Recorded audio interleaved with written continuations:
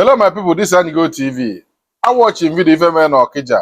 One native doctor and Obiadada now be me arrest because not the fraud 1 woman 2.something million. Because of that, we be me arrest. I watch I go be feni nuku manki iku manke jepa kiku. Obu ife di na nuku no na akoshime. Odromma because Almara support Ivojo. Nah, mbono gara investigation na ke Obiadada. Ese na mbo hụrụ gị first obuzo bido gị 300,000. 300,000 naira o ji agbara gị afa.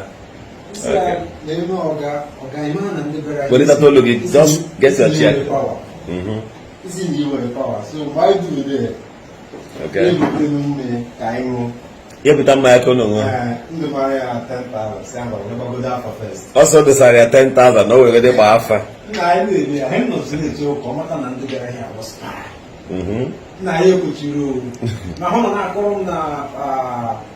Ex-president Buhari. Na Buhari president about. Na Buhari na jana uwa buga about. Na ya we shibe ya na abo. Ni linya na o ga ko ni ana na ha wala nkuru geme. So ga o mi yes that's no word. Na Buhari go small na ga ya agogo. Na Buhari na jana Okija agogo.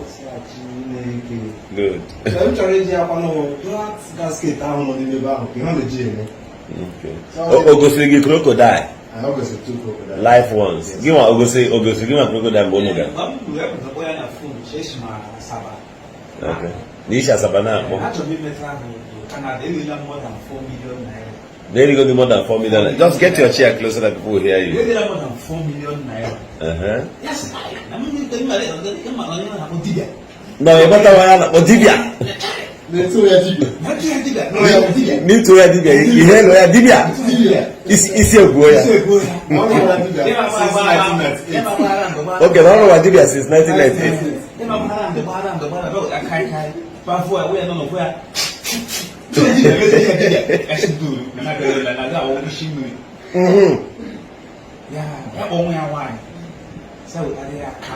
Now we are going with that candle.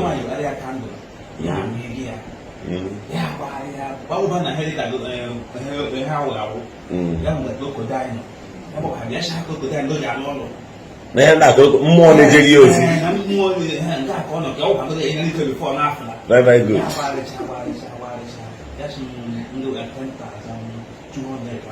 You go with 10,200 or you go after and I give me 10,000. Okay. And look at 10,200. So okay, can I have my country? Yeah, what I get is account. Omenala Igbo bụ omenala Igbo. And the omenala Igbo eziokwu na-abịa nwe fake people. Esi nwe fake people, esi nwekwa real people. And ọ na-akọdịkwa n'ụka. Onye esi nwekwa real people n'ụka, esi nwekwa fake people n'ụka.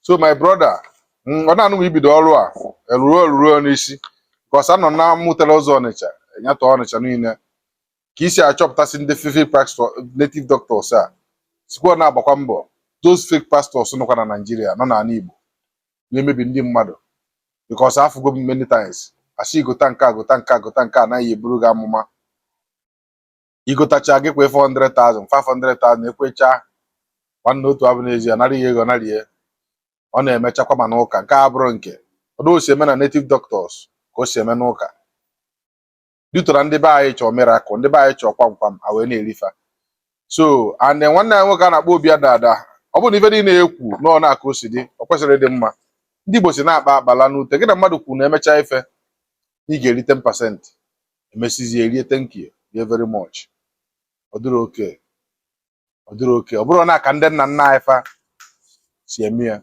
ọ bụrụ na aka ndị nna nna anyị fa na-agba ụgwọ si eme ya ọ gbatasịarị gị ụgwọ ịbụrụ ọkịta ka emebezi 10% n'oge gboo ara eme 10% n'ọmụ dibịa gbapụtara gị ụgwọ bụ mmụọ gbapụtara gị ụgwọ nwa efi nwe wee bịa kene ya mana kịta abụzi oge pasentaji na-ewu onye ọ na 10% na 20% mana nke na-asị na-ekwuchakwalụ 10% ịnakọ dị home na-erie ọ dịkwanụ mma abịazie na ịbụ ndị polisi bịakwuo ebe gbakwuo ma afa ịmakwụ na polisi bịa gbanye afa na be bụ ndị spy ị na-agba afa n'eko zini na-agbalụ ma Obasanjo alụkasị na Obasanjo ka Tinubu asị na ka onye kwuru abịachabeghị agba afa a na-emezi ọ dịka asị ife niile a na-eme bụ fake. Ndị Okija amakwa na Okija nwere ife mana Okija unu nọkọ ọnụ unu ama ife unu mee bụ unu ka ọ dị mma. Ife anyị ndị Igbo ka omenala Igbo mee gịnị dị anyị believe na nke bụ eziokwu, anyị believe na nke dị mma, nke ndị nna nna anyị fe mee eziokwu, anyị na-akwụ n'eziokwu. Ndị Igbo si unu ga-enecha vidio a obele ife onye akwụrụ bụ gọvanọ mana ife na-ekwu bụ amụtọla eze Ọnịcha ya tọọ Ọnịcha niile. Nwanne nwoke bụ gọvanọ dịka isi bido ọrụ a ọrụ ya ba mma n'ụka ife karị n'ala Igbo ife nna gwa bụ eziokwu ka isi alụ ọrụ a ọrụ ya baa mana omenala mana ụka baa na fancha niile ruo ya alụkọtakwara kwụsị. Ekene m ụnụ Ọka Banyigo TV ebe ọ bụla ị nweta ozi atụsa ya share my video, always follow me TikTok, Facebook, Instagram, YouTube, we're everywhere.